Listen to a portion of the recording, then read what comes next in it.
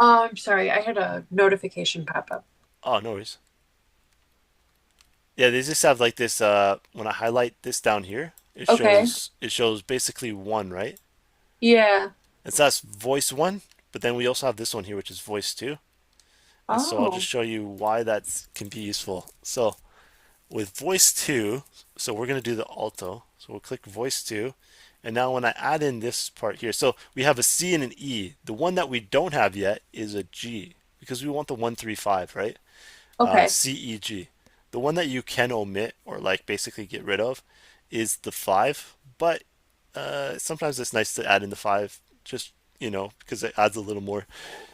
Essentially, the G is the 3 to the E.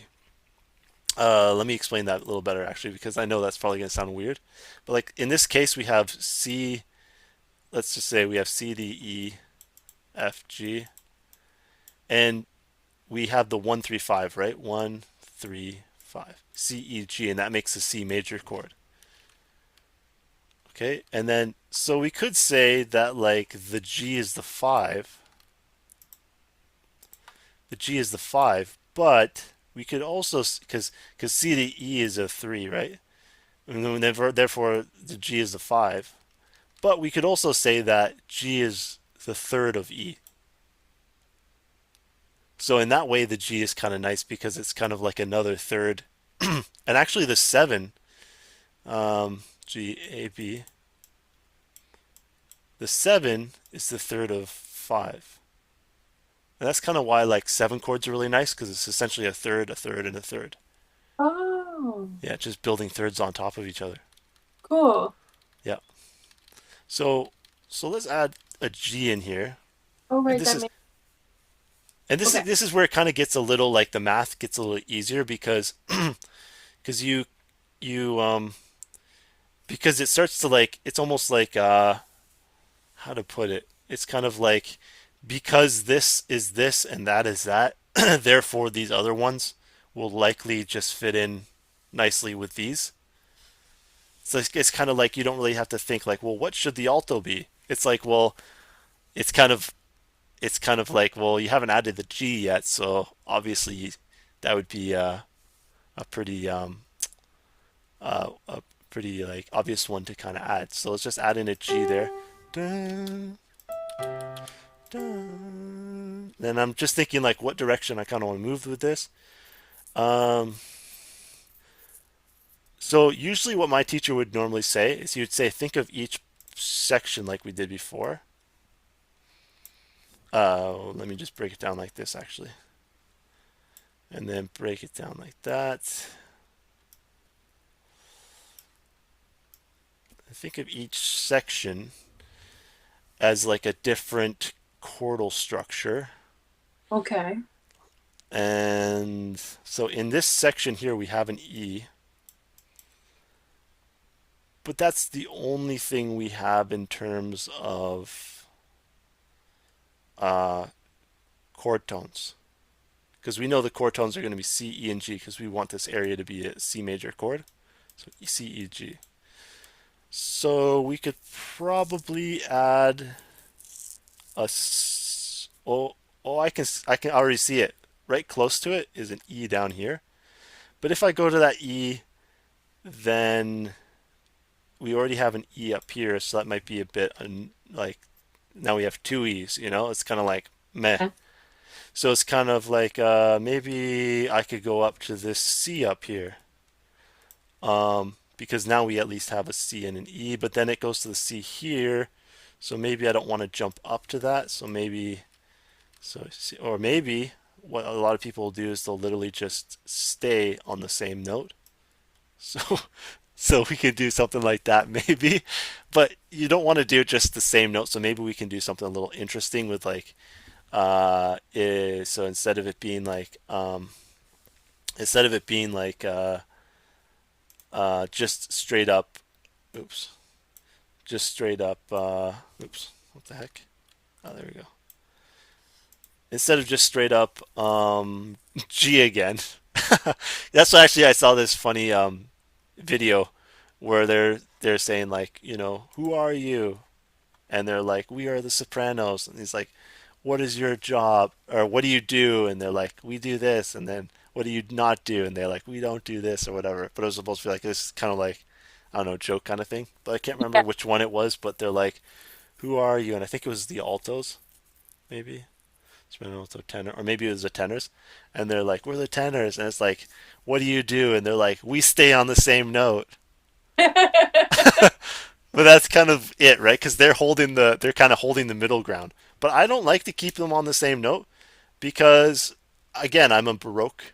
I'm super big into Baroque, and I love that like winding complexity of all these different melodies working together. So I want to Yeah. make sure that the each one has its own melody. And again, you don't have to do melodies for everything, right? The only reason I'm showing it to you here is because if we make it super complex, then when you go back to like the monophonic or homophonic styles of music, it'll be so much easier because you'll just be like, it's like, lifting 100 pounds and then you're like, you go down to like 20 pounds. You're like, okay, you know, Yeah. easy peasy. Like I can do this easy peasy. So, What so about I, what's that? for Sorry. what about middle C for your composition? For this alto. Yeah. If we did a middle C, the problem I would see with that would be that it's jumping down really far, Yeah. and I tend to want to try to keep it close to each other. So Okay. it's not doing these big jumps. And that's just, I mean, you don't have to do that, but it just kind of tends to be this kind of like rule of thumb a bit. And that's kind of why I was thinking about going to this E, because then, um, because then it's close by, and maybe we could do like a passing tone with an F. But then I realized, well, we already have an F and an E there, so we don't want to like just basically copy that because then it'll just be like kind of annoying in the sense that it's just two notes doing the same thing. So then I'm thinking, okay, well, if we stay with the G, that's cool, but then what if we just did this? Oops. And you can already hear it has a nice harmony to it, right? Yeah. And so basically what I'm doing here is I'm still staying on the G, but I'm making it a little more movement by just stepping up a bit and stepping down. And here's where the theory comes in the sense that I realized that how we said that the G is the third to the E, Yeah. even though it's the five to the C, it's the third to the G. Well, thirds usually sound really nice together, and so if this is a third, then by um, keeping them in harmony in the sense that they're moving in uh, parallel motion, where they're moving in the same direction, but they're moving in the same direction in harmony in harmony of thirds, which is totally fine. Um, so so actually, you'll hear when we play this, it's gonna have like a nice harmony. See? Yeah. Ba-da-da. So that can work. So let's just go with it. And this is taking much longer than maybe it could, just because I'm like over explaining everything to like really, you know, say every single detail as to why I'm doing something. Um, Oh, but I sometimes it can be nice to like just create something, and you don't even create something and not even to like keep it. Sometimes it can be nice to create something and just kind of like just for the sake of having created it, and then you just kind of move on to something else. Um, but okay, so now we're thinking of this next part. So I'm just going to keep going with the alto, soprano, alto. So we have a C here. So I'm still thinking in terms of C major. We have a C here because we're essentially thinking in this group here. Oops, this group here. So we have C there and a C there. Oh, sorry, we have a C there and an E there. Okay, that's cool because we have that third, which is a nice harmony, and it has this nice what do they call this? Suspension, because it's suspended above the C and then it comes down to the harmony. Because the okay. ear likes to hear that third, so then you're kind of above the third and then in the third. So it has this nice like kind of sound like um it's coming down to that nice harmony. Okay, so we have a C and an E, so then we could just use a G again. So we could technically just do the same note again. Oops. We'll do that with the and that's why I'm showing you the second voice, because you see now these ones are detached from these top ones. This is as like its own voice here, and then you've got its own voice here. And you can even see these ones are pointing down and these ones are pointing up because they're like two different voices. You got the soprano and the alto. And the way I was able to do that is with with these menus up here, because the number one here is this first voice, and then this green one is the second voice. And it'll probably be a little confusing because you're not doing it, and maybe I'm kind of like moving quick with it when I'm doing it, so it doesn't like you're not really seeing exactly the process of how that's going along there. But yeah, it's just kind of wanted to point that out a bit. So okay, we have an E, G. I kind of want to make it a little more interesting than just with the G again. So maybe we could go to a B.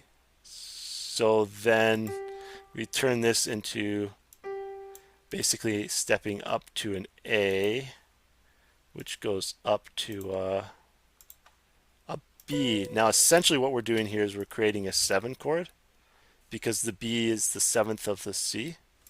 But let's just hear how it sounds. It's too smashy. It's like it starts to like collide with each other. So I don't think that'll work. I mean, and in terms of it doesn't work, it's all subjective, right? And so you can hear some music where they like it's dissonant, but it's like dissonant on purpose, and they just really wanted to create that kind of vibe. Yeah. Um, so I'm feeling a little bit stuck with this G here. Maybe maybe I can just go down to an E. We'll just go down here and see how that sounds.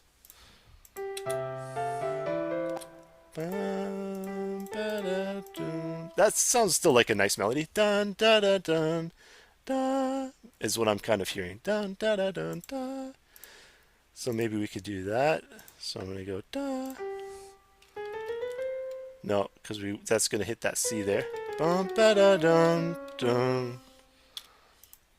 And that's a G. But actually, well, that could work actually. I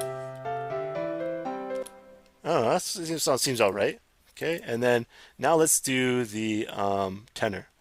So first, I'm going to turn this into the second voice, so they're pointing down, and then we can put the first voice on top, and you can see we have the rests there that are blue, and that's basically waiting for us to put the other voice on top.